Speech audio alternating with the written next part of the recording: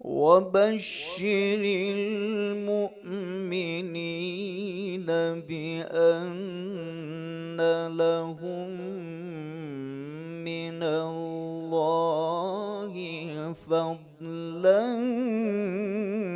كبيرا.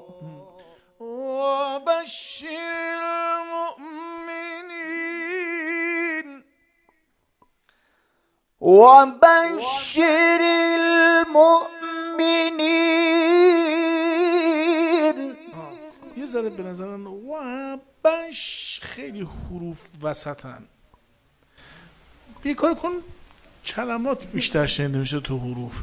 ببین ما از خوندن باید جمله بشنویم، حتی کلمه هم نه. ولی وقتی گفتیم بش دیگه شین رو داریم میشنویم. ما نباید هیچ وقت شین بشنویم. باید چی بشنویم؟ بشر نخه و بشر